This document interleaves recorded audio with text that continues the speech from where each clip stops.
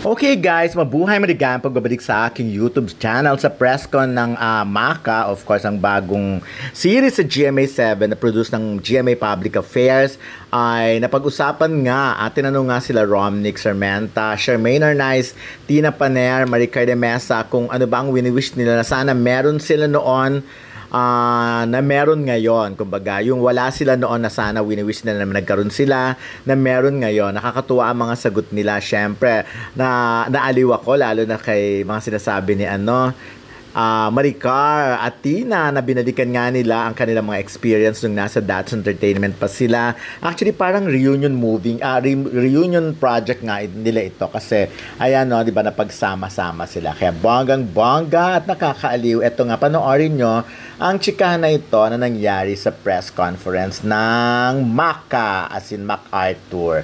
Ganun lang yon. So, pero ako, bumibilib talaga ako, mahuhusay na artista pa rin talaga ang mga to. Iba talaga ang training nung araw, lalo na yung mga taga That's Entertainment na nahasangan ng gusto. So, ayan, o diba, with matching standing ovation for Direk. So, I just hope na maraming matutunan talaga ang mga kabataan. Sinigurado naman nila na maraming matutunan ng kabataan dito dahil sumasalamin ito sa kung ano ba ang pagkatao ng mga yung mga estudyante ngayon. So kailangan makita natin kung sila ba ay behave pa rin na katulad noong araw. At syempre pinag-usapan din dito yung mga tungkol sa bully and all and everything kasi syempre sa panahon ngayon alam niyo na, 'di ba? Konting ganap, konting kilos, konting galaw, eto na. So, panoorin, nakakaaliw to. Kailangan panoorin nyo hanggang dulo para at least bonggang-bongga naman. Pero may second question pa kasi ako. So, para sa inyo pa ring apat, if you can go back in time, ano yung gusto nyo sanang meron kayo noon na meron sila ngayon? Sila ngayon? Yung meron sila ngayon na wala tayo noon, ano sana yung gusto nyo na meron? Ano ko meron? Naisip ko bigla. Filter. Correct. Oo. Kasi walang filter nung araw. My God, naman kami ng makeup namin. Yun na yung dito. Ito magaganda kayo nung araw, di ba? Oo, kami hair ka pa sa mukha, kitang-kita. Oo. Eye bags ka, kitang-kita. Ngayon, wagas na wagas ang paggamit nila sa filter. Ibang ginagamit. Aray ko! Ang hirap pa mag-maintain ko ito.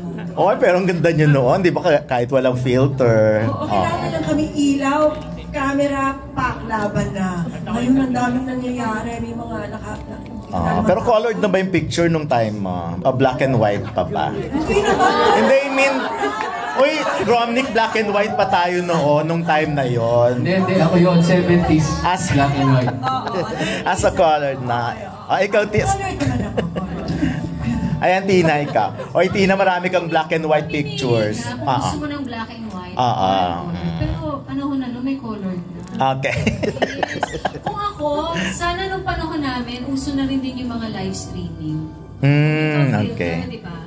So sana nung mga panahon na namin, tapos ngayon, sana may streamers na rin. Oo, para hindi na tayo pupunta sa mall tour. Kasi diba, uso-uso noon yung mall tour, tapos palengke tour. Uy, pero ang saya nung Tina. Masaya yung time.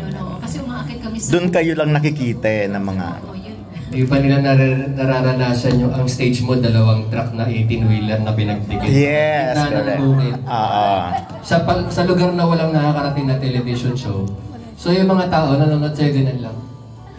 Ano para tiyo? Tapos pag sinabi nilang, taga-That's Entertainment yan, okay. Kahit hindi. Mga ibang kasama namin hindi. Ayan. Kung ano meron sila ngayon na wala kami noon. Na-wish mo sanang meron ka noon? Na-wish ko meron. Masyado akong old school. Masyado akong old school na gusto kong iwan yung cellphone ko sa bahay. Trato siyang landline. Pero kung ano man yung meron sila ngayon, na sana meron kami noon, yung lawak ng information. Okay, oo. Yung lawak ng nararating, yung information na kinaka-expose nila ngayon. How it is available now. How easy it is to search for things. Noon kasi nung panahon namin, medyo mas maliit ng konti ang mundo eh. May internet. pero hindi siya ganun kalawak. May internet na ba noong ano? 93 nag-umpisa. Okay, pwede. 93, 96 sumikat yung mga social media. 93 nag-umpisa ang internet dito sa atin, dial up. Pero usually, ano lang, IRC, chat room, tambayan, di ba? Bibili ka ng card para yan. Oo, tapos gagawa ka ng HTML home profile mo sa libre website.